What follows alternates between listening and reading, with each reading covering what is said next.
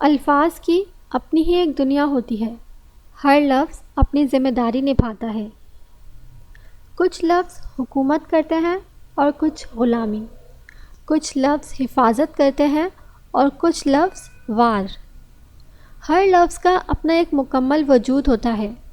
جب سے میں نے لفظوں کو پڑھنے کے ساتھ ساتھ سمجھنا شروع کیا ہے تو سمجھ آیا، لفظ صرف معنی نہیں رکھتے، یہ تو دانت رکھتے ہیں جو کاٹ لیتے ہیں، یہ ہاتھ رکھتے ہیں جو گریبانوں کو پکڑ لیتے ہیں، یہ پاؤں رکھتے ہیں جو ٹھوکر لگا دیتے ہیں۔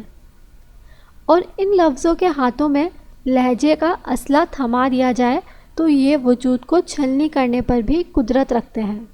اپنے لفظوں کے بارے میں محتاط ہو جاؤ، انہیں ادا کرنے سے پہلے سوچ لو کہ یہ کسی کے وجود کو سمیٹیں گے یا کرچی کرچی کر کے بکھیر دیں گے۔ یہ تمہاری ادائیگی کے غلام ہیں اور تم ان کے بادشاہ، اور بادشاہ اپنی رعایا کا ذمہ دار خود ہوتا ہے اور اپنے سے بڑے بادشاہ کو جواب دے بھی۔